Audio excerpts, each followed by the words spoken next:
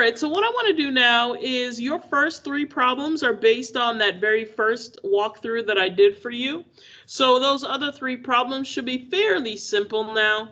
So what I want to do is I want to go through number 4. So number 4 says that you have nitrogen and oxygen and carbon dioxide. So we have three gases that are in a closed container. It tells you that oxygen has a partial pressure of 15.5 millimeters of mercury. Nitrogen has a partial pressure of 45.8 millimeters of mercury. The total pressure of all gases is 83.4 millimeters of mercury. And the question is asking you, what is the partial pressure of carbon dioxide?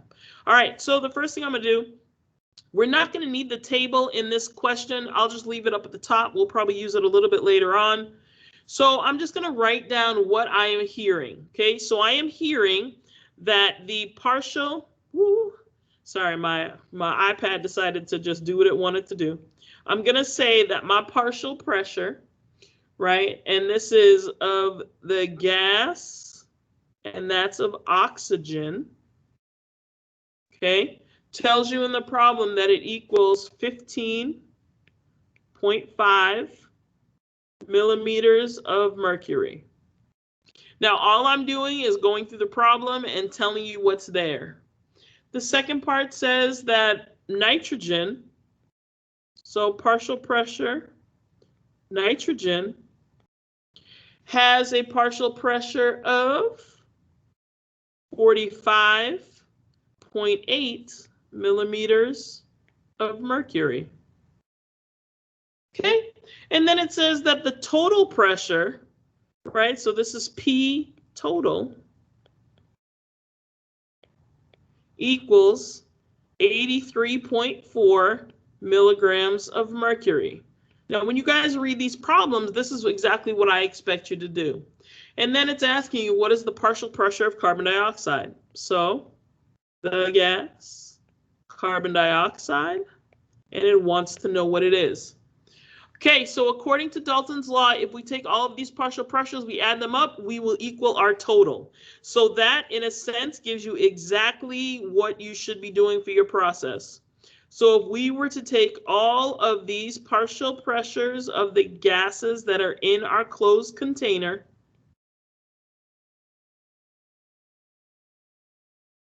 these would equal the total pressure of the system. So now all I want to do is I want to find a way that I can find out what the partial pressure of just one of them is. And in this case, the one they're asking for is going to be carbon dioxide. Okay, so all I have to do is subtract oxygen, subtract nitrogen from both sides, and it should leave me with my partial pressure of carbon dioxide by itself.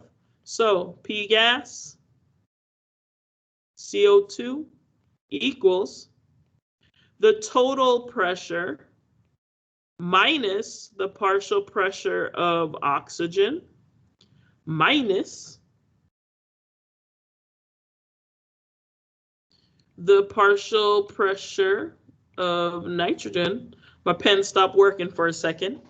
Okay, so if we put in all of the values up top, we know that the total pressure is 83.4 millimeters of mercury.